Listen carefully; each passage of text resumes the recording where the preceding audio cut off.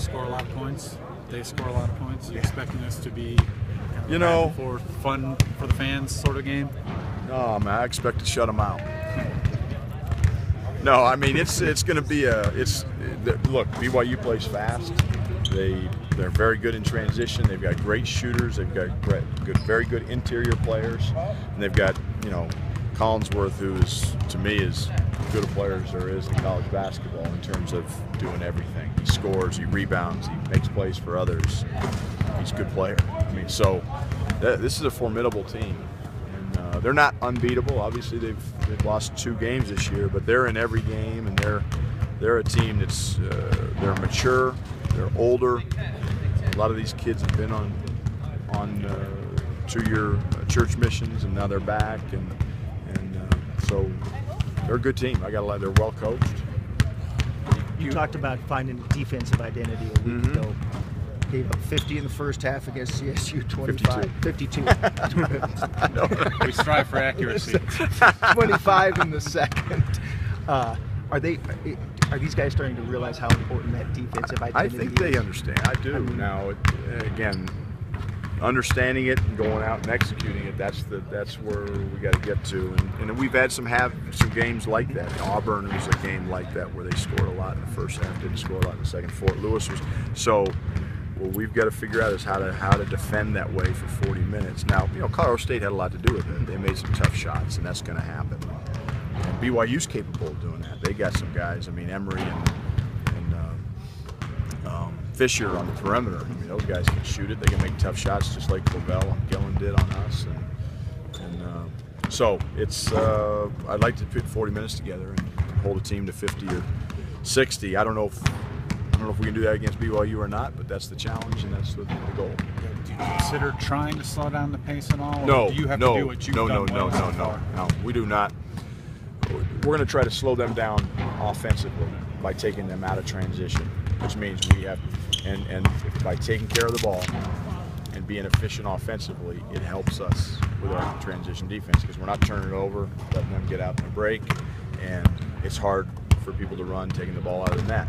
So the better we can be offensively can help slow them down defensively. We're not trying to slow ourselves down offensively. I mean, we want to play Colorado basketball, which is, we're in attack mode. But we're not going to try to slow the pace down necessarily. We're going to try to slow BYU down, not necessarily slow the pace down. You've always said you kind of like it when teams try and come in here and run. Yeah, I love it. Now, I told our guys, usually we have the advantage of altitude. We don't have that. These guys are, they're used to it. They're in the same climate we're in over in Provo. So, there's no advantage to either team when it comes to that. Do you think Josh Fortune has kind of taken your defense and rebounding principles to heart recently? He's starting to, yeah. I mean, he's shown that he can be a terrific rebounder when he wants to be, and I thought he showed in the second half of the Colorado State game. I thought he did a very good job defensively. He was alert, and attentive, and so now it's just got to be a 40-minute, kind of a habit, if you will, and that doesn't happen overnight. That happens over time, but I see some progress there.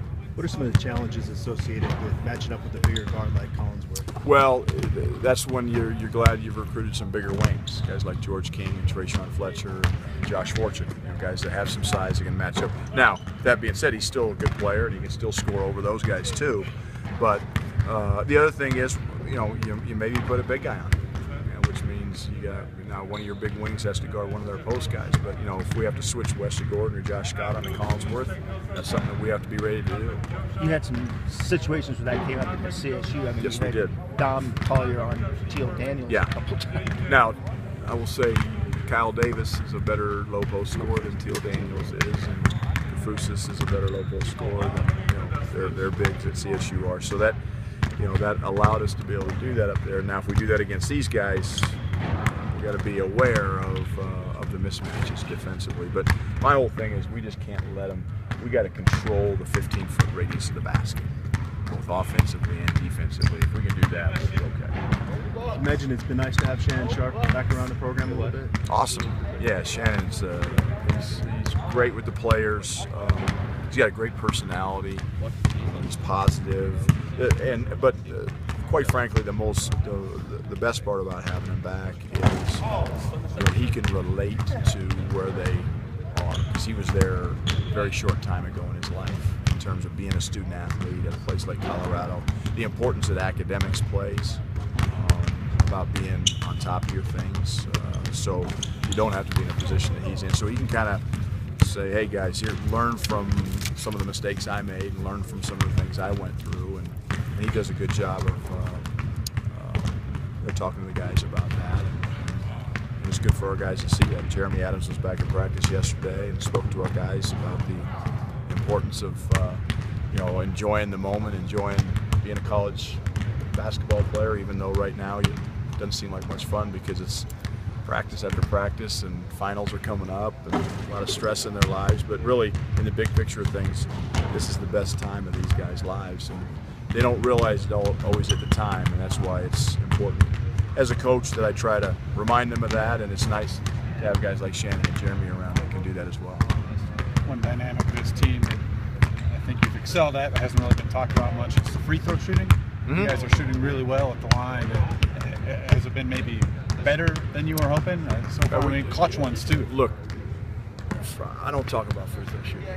I don't. It can change. I don't talk about it when it's good, and I don't talk about it when it's bad. Yeah. And it's amazing when it's good, people don't say a damn thing, and when it's bad, everybody's like having a back problem. Everybody's got an answer, and oh my God, my Aunt Gilda had a back problem. This is what she did, or my free throw, my junior high free throw coach. This is what we, it's like everybody's got us. It bothers people when it's not good.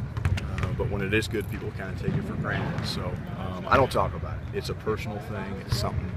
We have goals set for ourselves individually. We have goals set certainly as a team. But it's just get in the gym and step up and make the damn thing. And if you can't, practice more. I mean, I really just don't spend a lot of time. We spend a lot of time shooting them. But we don't spend a lot of time talking about it. Thanks, Coach.